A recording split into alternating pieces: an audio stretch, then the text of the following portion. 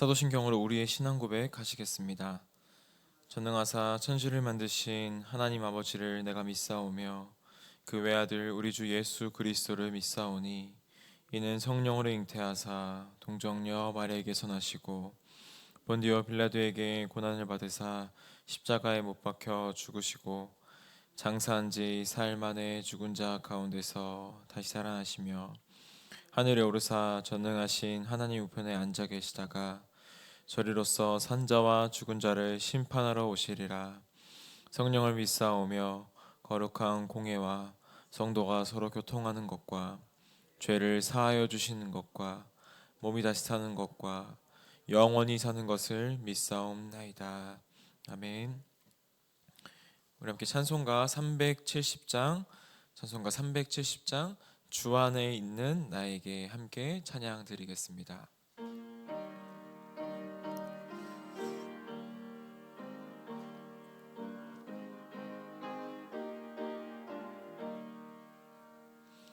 주 안에 있는 나에게 딴 근심이 있으랴. 십자가 밑에 나아가 내 짐을 풀었네. 주님을 찬송하면서 할렐루야 할렐루야. 내 앞길 멀고 험해도 나 주님만 따라가리. 그 두려움이 변하여 내 기도 되었고 전날의 한숨 변하여 내 노래 되었네. 주님을 찬송하면서 할렐루야 할렐루야. 내 앞길 멀고 험해도 나 주님만 따라가리. 내 주는 자비하셔서 늘 함께 계시고 내 궁핍함을 아시고 늘 채워주시네. 주님을 찬송하면서 할렐루야 할렐루야. 내 앞길 멀고 험해도 나 주님만 따라가리. 내 주와 맺은 언약은 영불변하시니 그 날아가기까지는 늘 보호하시네. 주님을 찬송하면서 할렐루야 할렐루야. 내 앞길 멀고 험해도 나 주님만 따라가리. 아멘.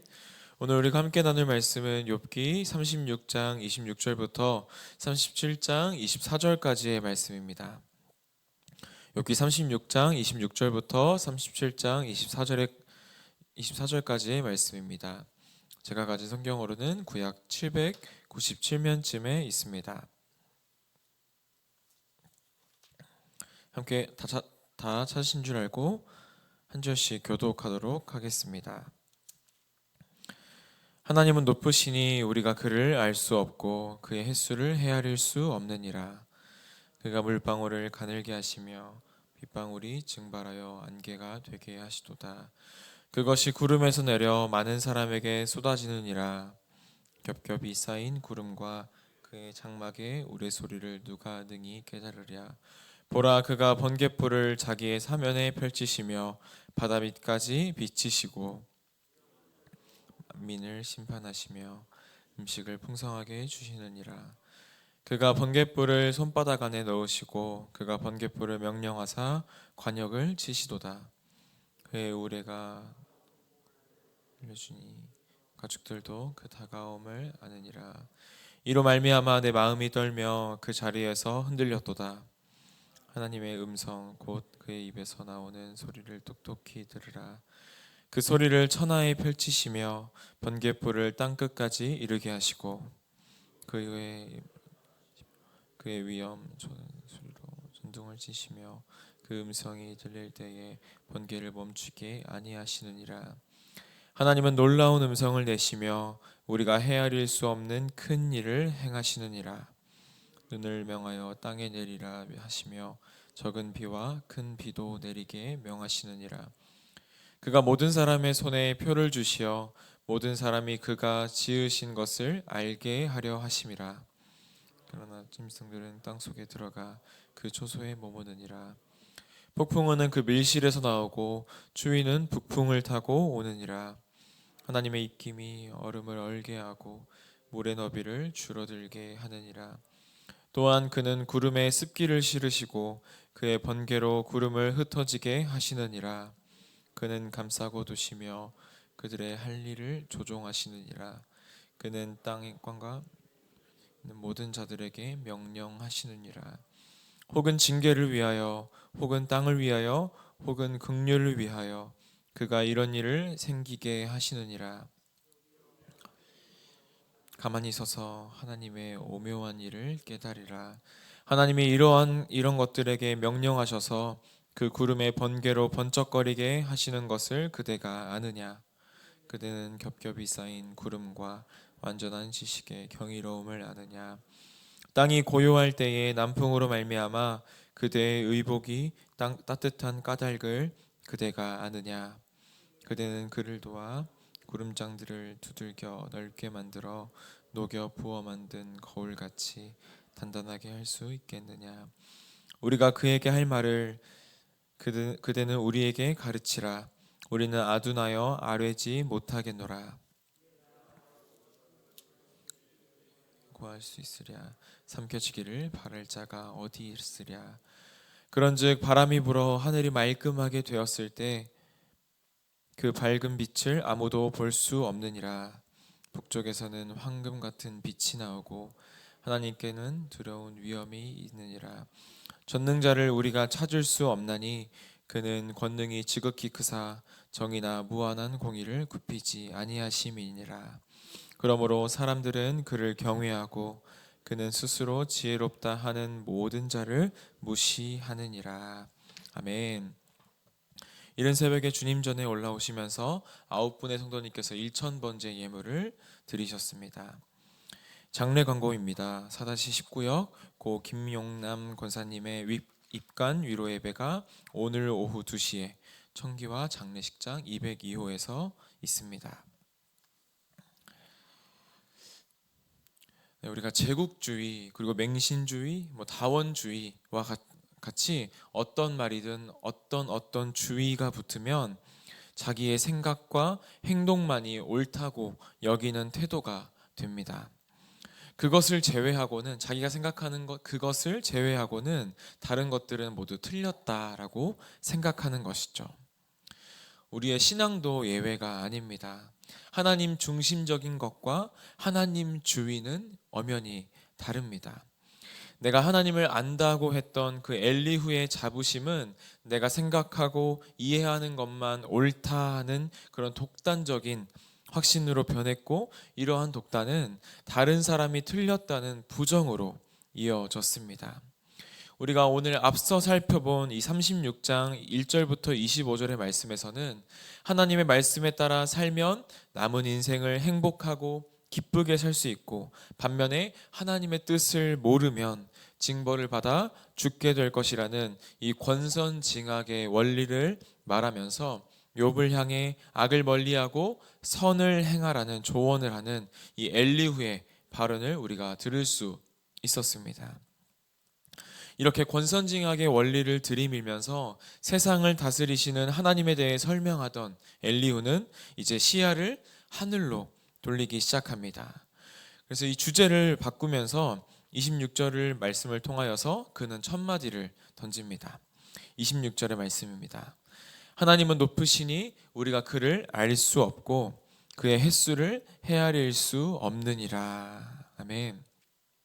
하나님이 얼마나 위대하신지 우리는 그분을 알지 못하고 그분의 연수를 헤아릴 수조차 없다라고 말하고 있습니다. 하나님의 크심과 또 인간의 이 작음을 대비하면서 인간이 인식할 수 있는 한계가 있다라는 것이죠. 인간의 능력으로는 그 크신 하나님을 안다는 것은 거의 불가능하다는 것입니다. 엘리후는 이 하나님이 하시는 놀라운 일들을 설명합니다. 하나님께서는 땅의 물을 증발시켜서 하늘에 있는 구름 속에 가두어 두셨다가 많은 사람을 위해서 비로 내려주시는 자비로운 분이십니다. 또한 어디로 나와서 어디로 가는지 모르는 그 폭풍과 또 천둥과 번갯불을 창조하시고 통제하시는 하나님은 인간이 감히 범접할 수 없습니다. 또한 하나님께서는 어떤 분이시냐면 때마다 내리시는 비와 또 눈으로 일손을 더하시기도 하시고 멈추기도 하시며 사람이 하나님의 다스림 안에 있다는 표식을 보여주시는 분이십니다. 지금은 과학기술이 많이 발전하여서 우리가 예전에 많이 궁금해하였던 것들이 이제 많이 풀렸지만 이러한 자연현상은 당시에 이 욥이 살고 있던 시대에는 신비의 영역이었습니다. 땅 바닥에서 증발되어 올라간 물이 어떻게 공중에 떠 있게 되는 것인지, 그것이 또 어떻게 모여서 구름을 이루는지, 또 천둥과 번개가 어떻게 생기는지, 그것이 어떻게 또 비로 바뀌는지 몰랐을 것입니다. 오늘날 과학기술이 많이 발전하긴 했지만 여전히 인간이 모르는 것 투성이입니다. 전 세계의 생물의 가지수가 얼마나 많이 되는지, 또 특별히 이 바닷속에 어떠한 생물들이 살고 있는지 인간은 단 몇 %밖에 알지 못한다고 합니다. 심지어 이 자연재해, 여러 태풍이나 또 여러 지진이나 이런 자연재해가 다가오는 것을 동물들은 아는 능력이 있는데 인간들은 그것을 아는 능력이 없다라는 것이죠. 그렇게 보면 인간은 참 연약하고 부족하고 모르는 것이 참 많은 존재라는 것을 우리는 알 수 있습니다. 결국 이러한 많은 것들을 말하는 이 엘리후가 말하는 교훈의 핵심은 하나님은 크시니 우리가 그를 알 수 없다라는 것입니다. 엘리후는 욥에게 하나님이 하시는 이러한 신비한 일을 너가 전혀 이해하지 못하면서 하나님을 향해 도대체 무슨 말을 너가 할 수 있겠느냐라고 이렇게 반문하는 것입니다. 그는 하나님을 경외하는 것이 너가 할 일이라는 충고를 하고 있는 것입니다. 사실 엘리후가 말하고 있는 그의 말이 틀린 것이 아니라 사실 맞는 말입니다.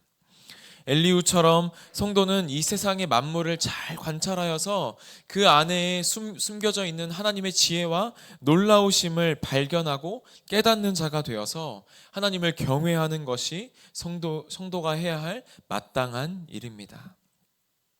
엘리후는 이 높으신 하나님께서 빚어내시는 위대하고 또 오묘한 이 세상의 현상들과 이치들의 뜻을 잘 찾고 이해하는 지혜가 그 가운데 있었습니다.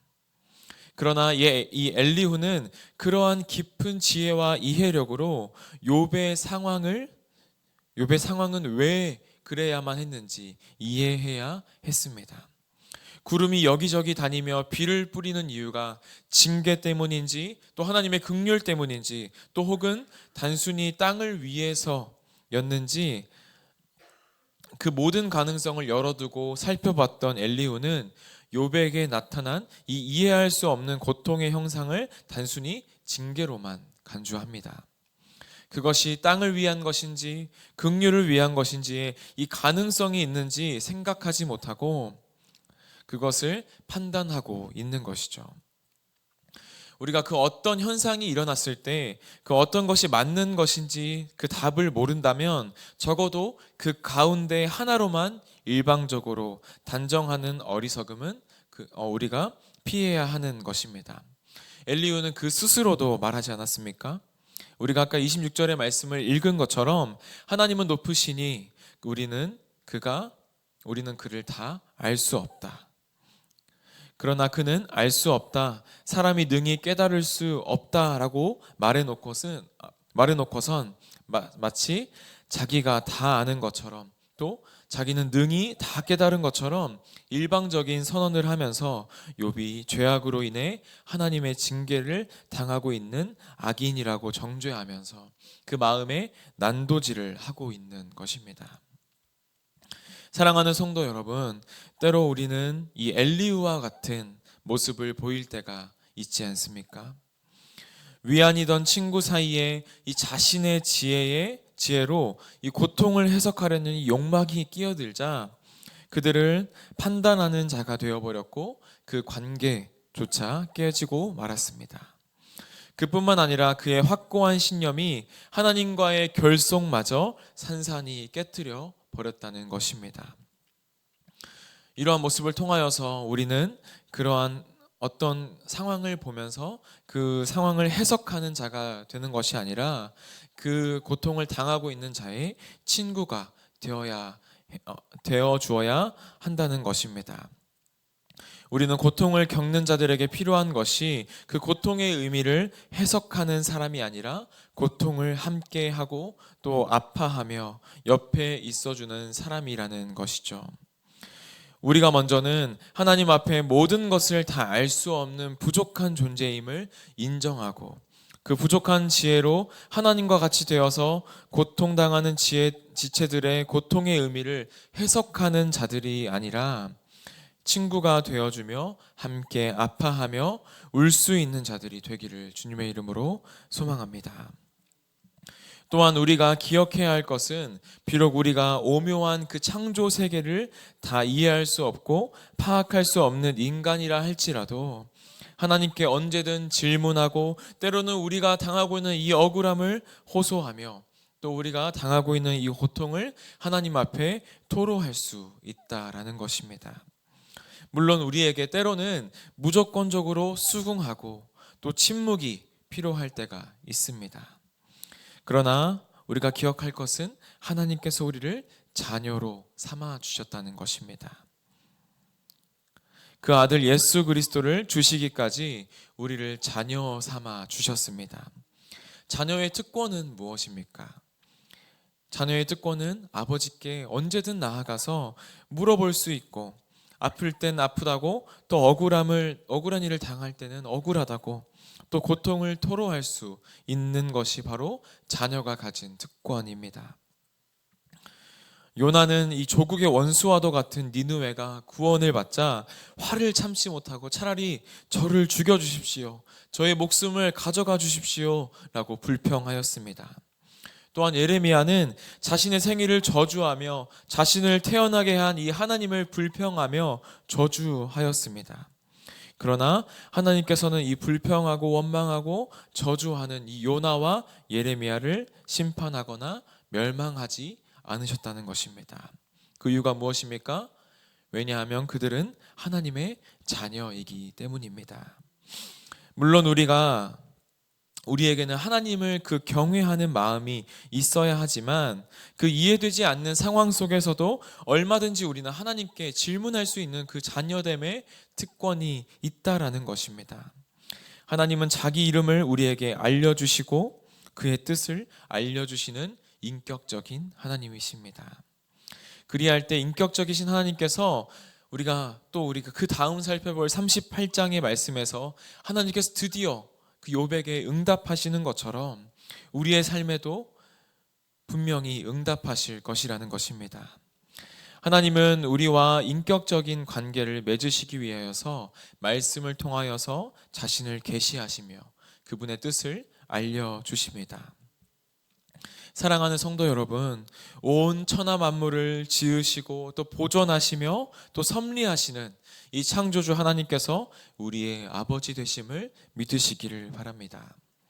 이 창조주 하나님을 향해 때로는 우리를 찾아오는 이해할 수 없는 일에 대해서 무슨 뜻이 담겨 있는 것인지 질문하고, 또 때로는 원망하며, 또 때로는 억울함을 토로하며, 또 고통을 호소하는 것은 잘못이 아니라 오히려 우리에게 인격을 주신 하나님과 소통할 수 있는 마땅한 특권임을 기억하는 우리 모두가 되기를 주님의 이름으로 소망합니다. 하나님은 위대하여 알 수 없는 분, 또 저 멀리 계셔서 거리를 두고 찬양해야 할 분에 불과하지 않고 먼저 우리에게 가까이 다가오셔서 말씀하시며 친구가 되어주시는 아버지이심을 기억하는 우리 모두가 되기를 주님의 이름으로 소망합니다. 오늘 이 새벽 아버지 되시는 하나님 앞에 나아가는 우리가 되기를 소망합니다. 이해할 수 없는 상황에 처하셨습니까? 하나님께 물어보십시오. 또 억울한 일을 당하시고 계십니까? 하나님 앞에 그 억울함을 토로하십시오. 또 우리가 알 수 없는 고통 가운데 계십니까? 하나님 앞에 그 고통을 정말 가감없이 호소하시고 또 토로하시는 우리가 되기를 소망합니다.